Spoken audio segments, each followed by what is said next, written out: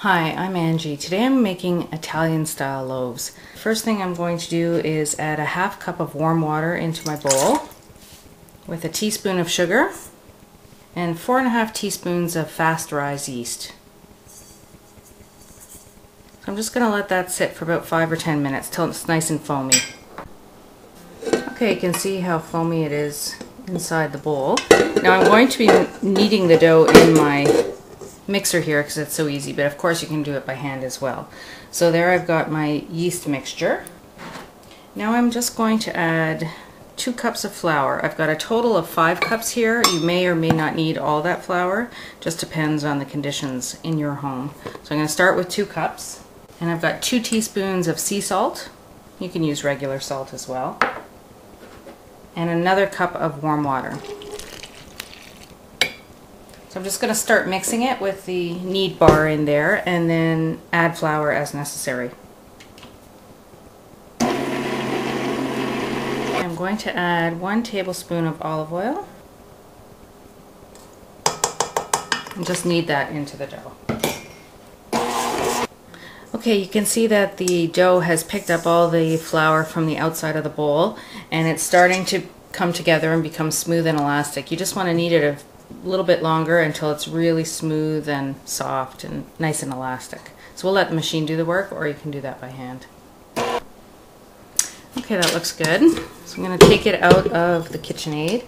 I like to knead it by hand for a little bit too, because then I can really tell that it's nice and smooth and elastic. It's pretty dry in here, so I didn't actually use that much extra flour. So I'll put just a tiny bit of flour on the board.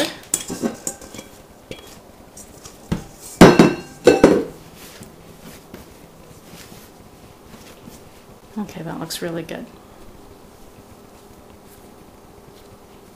You don't want it to be sticky. So I've greased this bowl with a little bit of olive oil, and you just want to put it top down and roll it around just to coat the top with some oil. Turn it over. I just like to scoop it under and shape it into a nice ball so it has something to rise upon. I'm going to put this in a nice warm draft-free place for about an hour, hour and a half until it doubles in bulk. I'll just cover that with a tea towel. So I'll do that now, and then once it's risen I'll show you the next step. Okay, now it's been an hour and a half and you can see how much it's risen. You want to punch it down in the middle and deflate it. Now cut the dough in half or thirds, depending on what size you want. And you're going to roll out each section into a long, thin rectangle and roll it up to make the shape of your bread.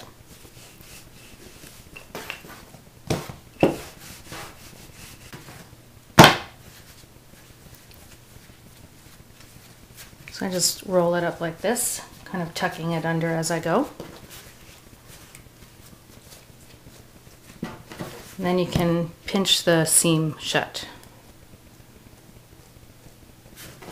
Just like that. You can even it out and just tuck the ends under. Okay, now you put your shaped baguettes onto a pan. I'm using a special baguette pan here, but you can just use a regular cookie sheet. And you want to cover it again with a tea towel and let it rise again. You want to let those rise for about 30 more minutes. Okay, it's been half an hour and the bread is now ready to decorate and bake. I've preheated the oven to 400. And now what you can do for the top is either cut it with some scissors in just a little decorative pattern right down the center, like that, or you can just use a knife to make some cuts in the bread. And I'm going to brush it lightly with some beaten egg white. It just gives it a nice golden top. And we'll bake this for about 20 minutes at 400 until it's nice and golden brown and sounds hollow when you tap the bottom. And you can top these with caraway seeds or sesame seeds. And I'm going to use poppy seeds today. That's the one we like best. Okay, I'll pop these in the oven for about 20 minutes and I'll show them to you when they're done. Okay, the loaves are done. Just let them cool about 15 minutes before slicing. Thanks for watching, and I hope you enjoy your homemade Italian style loaves.